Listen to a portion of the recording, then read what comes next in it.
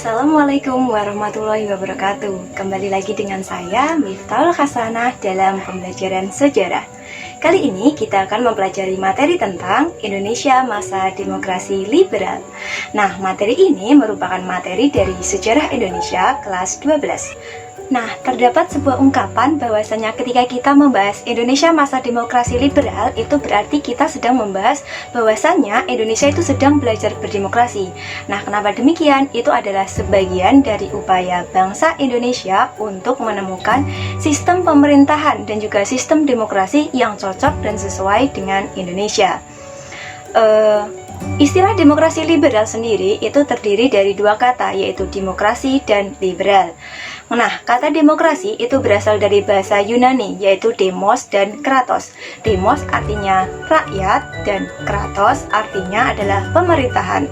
Sedangkan liberal berasal dari kata liberty, artinya adalah kebebasan. Nah, di sini dapat disimpulkan bahwasanya demokrasi liberal merupakan sistem pemerintahan atau sistem politik pemerintahan di mana di situ melindungi hak-hak dan kebebasan setiap individu. Selanjutnya, kita akan membahas beberapa dasar dari pelaksanaan demokrasi liberal. Nah, pelaksanaan dari demokrasi liberal ini tidak lepas dari beberapa maklumat. Yang pertama yaitu maklumat nomor 10 16 Oktober 1945. Yang kedua yaitu maklumat nomor 3 3 November 1945. Yang ketiga yaitu maklumat nomor 4 14 November 1946. Nah, kita bahas dulu dari maklumat yang pertama, yaitu maklumat nomor 10 16 Oktober 1945.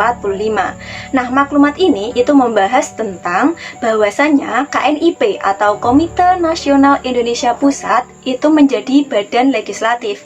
Nah, pada awalnya KNIP itu di awal kemerdekaan pada sidang PPKI tugasnya itu adalah membantu presiden. Namun semenjak munculnya maklumat ini berarti Komite Nasional Indonesia Pusat itu menjadi lembaga kepresidenan yang setara dengan lembaga kepresidenan yang lainnya, yaitu menjadi lembaga legislatif. Nah, kemudian maklumat yang kedua yaitu tentang maklumat nomor 3 3 November 1945. Nah, maklumat ini itu berisi tentang pembentukan partai-partai politik.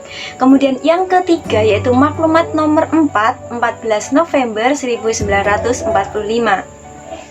Maklumat ini itu berisi tentang perubahan suatu sistem pemerintahan, di mana yang awalnya adalah sistem pemerintahan presidensil kemudian berubah menjadi sistem pemerintahan parlementer.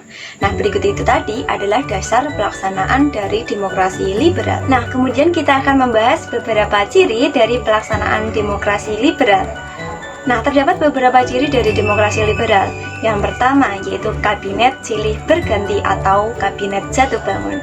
Nah, kenapa disebut demikian? Karena pada demokrasi liberal itu selama 9 tahun telah terjadi perubahan sebanyak 7 kabinet, yaitu dari kabinet Natsir, kabinet Sukiman, kabinet Wilopo, kabinet Ali Sastro Amijoyo I, Burhanuddin Harahap, Ali Sastro Amijoyo II, dan yang terakhir adalah kabinet Juanda. Kita lanjut ciri yang kedua, yaitu sistem pemerintahan parlementer.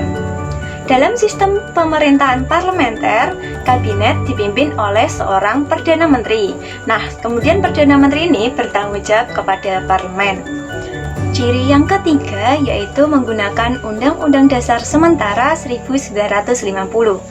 Undang-Undang Dasar Sementara 1950 itu digunakan sejak tanggal 17 Agustus 1950.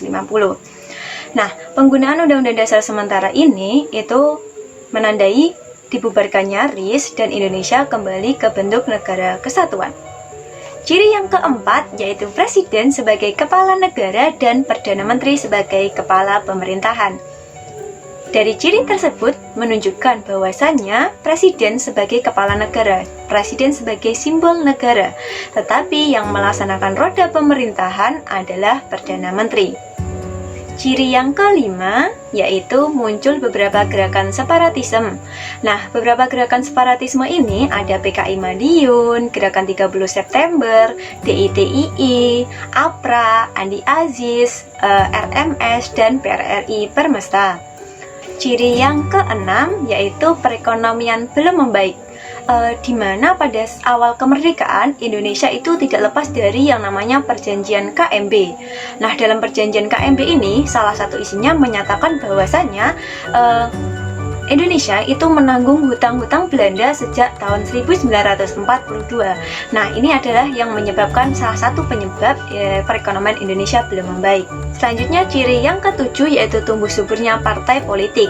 Tumbuh suburnya partai politik tidak lepas dari yang namanya Maklumat Pemerintah nomor 3 November 1945, di mana di situ mengatur tentang pembentukan partai-partai politik.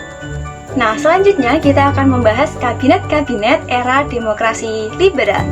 Nah, terdapat 7 kabinet dalam demokrasi liberal, yaitu yang pertama Kabinet Natsir, yang kedua adalah Kabinet Sukiman, yang ketiga adalah Kabinet Wilopo, yang keempat adalah Kabinet Ali Sastro Amijoyo I, yang kelima adalah Kabinet Burhanuddin Harahap, yang keenam adalah Kabinet Ali Sastro Amijoyo II, dan yang ketujuh adalah Kabinet Juanda.